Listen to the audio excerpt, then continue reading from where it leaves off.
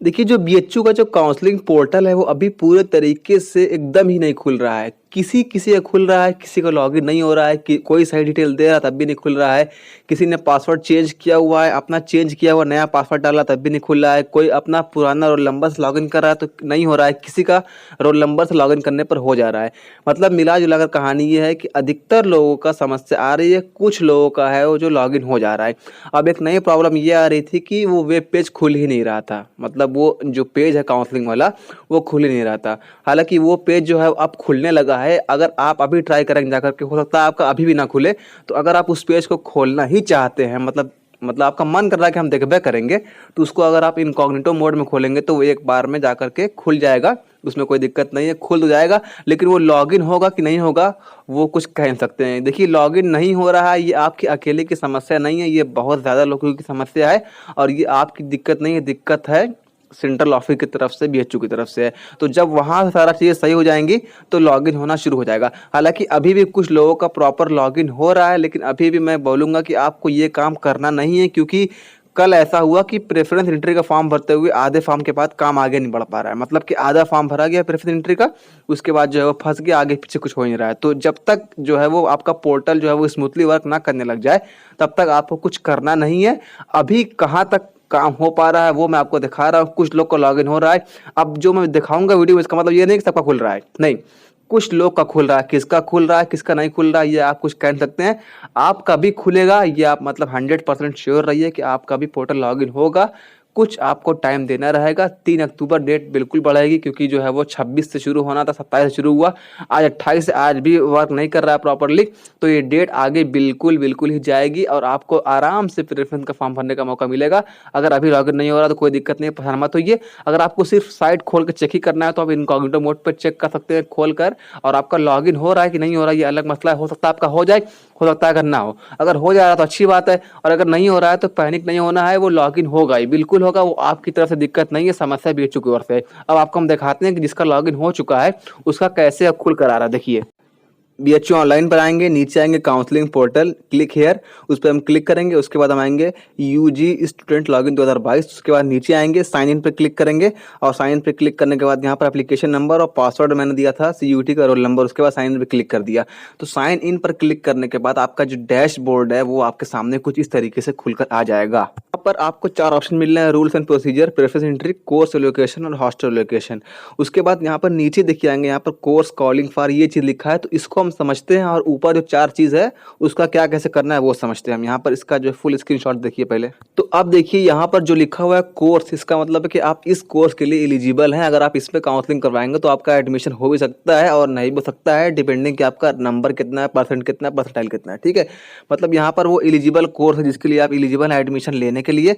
उसके बाद यहाँ पर कॉलिंग लिखा हुआ है, regular fee seat on main campus, फिर है पेड सीट मेन कैंपस से, फिर इसके नीचे लिखा हुआ है कि एफिलिएटेड कॉलेज में रेगुलर सीट पर, उसके नीचे लिखा हुआ है कि एफिलिएटेड कॉलेज में मेन पेड से, यानी कि आपका मेन कैंपस में रेगुलर फीस और पेड फीस पे है, और एफिलिएटेड में मेन रेगुलर फीस पे है और पेड फीस पे है, ठीक है। ये है। उसके बगल में लिखा हुआ है मोड।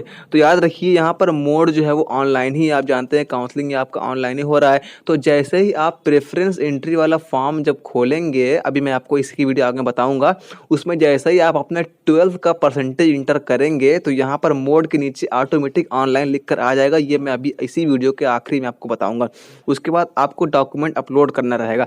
तो जब आप डॉक्यूमेंट अपलोड कर लेंगे तो डॉक अपलोड के नीचे लिख कर आएगा कंप्लीट। उसके बाद जो दूसरा है प्रेफरेंस, यानी कि डॉक्यूमेंट अपलोड करने के बाद आपको अपना प्रेफरेंस चूज़ करना रहेगा। मतलब कि अगर मान लीजिए आपका बीए है, ठीक है, तो अगर आपका बीए है तो आप अपना सब्जेक्ट कॉम्बिनेशन चूज़ करेंगे कि हमको ये सब्जेक्ट पढ़ना है, हिंदी, ज्योग्राफी, इंग्लिश, ये सब्जेक्ट कॉम्बिनेशन लेना है। उसके बाद एक और है कि आप अगर लड़की हैं तो आप मेन कैंपस को प्राइम देती हैं तरजीह, या फिर मतलब कि आप प्राथमिकता किसको देते हैं, मेन कैंपस को, फिर उसके बाद एमएमवी को, फिर उसके बाद वीकेएम को, फिर उसके बाद वीसीडब्ल्यू को, फिर डीएवी को।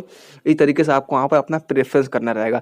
तो जब आप अपना प्रेफरेंस भी कंप्लीट कर लेंगे तो प्रेफरेंस के नीचे लिख कर आ जाएगा कंप्लीट। उसके बाद प्रेफरेंस लॉक लिखा हुआ है, ये काम है बीएचयू का। उसके बाद नीचे लिखा हुआ वेरिफिकेशन, प्रेफरेंस लॉक और वेरिफिकेशन, ये दोनों काम बीएचयू की तरफ से होगा। जब यहाँ पर प्रेफरेंस लॉक और वेरिफिकेशन दोनों बीएचयू के एंड से हो जाएगा, तो इस दोनों ही कॉलम के नीचे कंप्लीट लिख कर आ जाएगा और ये जो रिजल्ट है ये आपका ऊपर जो एक ऑप्शन है कोर्स एलोकेशन में उसके अंतर्गत आएगा। वहाँ पर आपको पता चलेगा कि आपको कितना फ़ी पेमेंट करना है, और अगर आपको सीट ऑफर होती है बीएचयू से तो कोर्स एलोकेशन वाले में आपको वहाँ पर फ़ी पेमेंट का लिंक मिल जाएगा। अब हम ये जानते हैं कि जो हम प्रेफरेंस एंट्री का फॉर्म की जो शुरुआत है वो कैसे होती है। अब आते हैं वापस हम अपना तो अपने डैशबोर्ड पर आएंगे तो वहाँ पर आपको प्रेफरेंस एंट्री का ऑप्शन मिलेगा, उस पर क्लिक करेंगे। यहाँ पर वो कोर्स दिया हुआ है जिसके लिए आप चूज़ करना चाहते हैं। मान लिया आपने बीए के लिए भी दिया था और बीए आर्ट्स के लिए दिया था, बीए सोशल के दिया था, तो दोनों पर क्लिक करेंगे तो यहाँ पर देखिए आ गया percent of marks in the qualifying examination. अब यहाँ पर आपको CUET में जो आपका परसेंटेज आया था वो नहीं डालना है, जो आपका 12th का परसेंटेज था उसको डेसिमल के 2 पॉइंट तक डालना है। माने कि अगर आपका 75 था तो 75.00, अगर आपका 75.1 था 75.10, इस तरीके से 83.33 जो भी था वो आपको डालना है। आपको CUET वाला इसमें नहीं डालना है। तो देखिए जैसे ही आपने अपना 12 का परसेंटेज डाल के इंटर करेंगे, यहाँ पर आपका मोड में ऑनलाइन आपका ऑटोमेटिक यहाँ पर लिखा जाएगा, मतलब कि आपने अपना प्रेफरेंस एंट्री का फॉर्म डाल लिया, आपने अपना काउंसलिंग का पहला स्टेप जो है मोड चूज़ कर लिया, आप यहाँ पर ऑनलाइन लिख के आ गया है।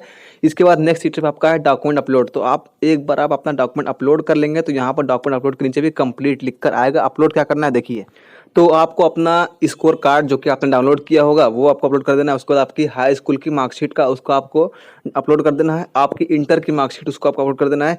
कास्ट सर्टिफिकेट अगर आप OBC SC ST हैं, अगर आपके पास जो भी सर्टिफिकेट इस समय है, मान लीजिए चाहिए आपको स्टेट गवर्नमेंट का, सॉरी चाहिए आपको गवर्नमेंट सेंट्रल गवर्नमेंट का, आपका स्टेट का है तो आप स्टेट का ही अभी अपलोड कर सकते हैं, उसमें कोई दिक्कत नहीं है। मान लिया आपके पास सर्टिफिकेट में नहीं है तो यहाँ पर आप अंडरटेकिंग भी अपलोड कर सकते हैं। उसका आपको PDF टेलीग्राम ग्रुप में मिल जाएगा, जिसका टेलीग्राम ग्रुप का लिंक आपको डिस्क्रिप्शन में मिल जाएगा, वहाँ से आप ज्वाइन कर लीजिएगा।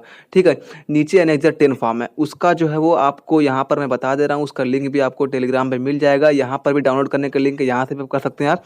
तो उसको देखिए यहाँ पर मैं आपको दिखा रहा हूँ, इसको आप यहाँ पर प्रिंट आउट इसका निकलवा सकते हैं और उसको जो है पेन से भर करके उसका फोटो खींचकर अपलोड कर सकते हैं।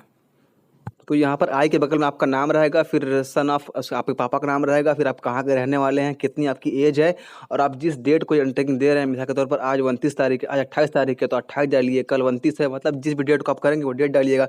यहाँ पर फिर नीचे लिखा है डेट, उसको आप डेट डालिएगा, फिर नाम आप अपना नाम लिख दीजिएगा, CUET का रोल नंबर जो कि आपको पता ही है कि आपके एडमिट कार्ड पर होगा। उसके बाद कोर्स, यानी कि आप जिस कोर्स के लिए अप्लाई किए हैं, मिसाल के तौर पर BA आर्ट्स है, BA सोशल है, BSc है, BCom है, वो लिख देंगे आपका। उसके बाद फैकल्टी डिपार्टमेंट, याद रखिए फैकल्टी जो होता है वो UG केस में होता है, डिपार्टमेंट जो होता है वो PG केस में होता है। अगर आपका मान लीजिए कि BA आर्ट्स है तो लिखेंगे आप फैकल्टी ऑफ आर्ट्स, अगर आपका BA सोशल है तो आप लिखेंगे फैकल्टी ऑफ सोशल साइंस, अगर आपका साइंस है यानी अगर आपका BSc मैथ या BSc बायो हो तो आप फैकल्टी ऑफ साइंस या इंस्टीट्यूट ऑफ साइंस लिखेंगे, अगर आपका कॉमर्स है तो आप फैकल्टी ऑफ कॉमर्स लिखेंगे, अगर आपका BEd है तो आप लिखेंगे फैकल्टी ऑफ एजुकेशन, अगर आपका BSc AG है तो आप लिखेंगे इंस्टीट्यूट ऑफ एग्रीकल्चरल साइंसेस।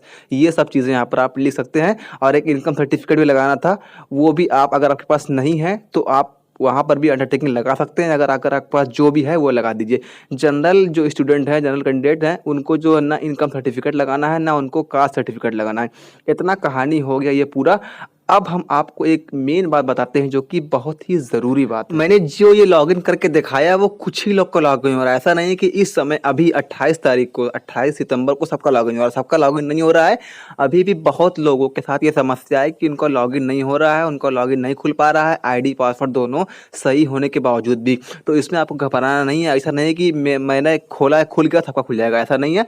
आप कभी खुलेगा आप वेट करिए, 3 तारीख डेट बढ़ाई जाएगी। ऐसा नहीं है कि 3 तारीख को अगर नहीं होगा तो 3 तारीख की लास्ट डेट रहेगी, वो बढ़ेगी। सबका होगा लॉगिन, सबका प्रेफरेंस फॉर्म भराएगा, सबको अच्छे से मौका मिलेगा। तो आपको घबराना नहीं है, ये ज़रूर खुलेगा।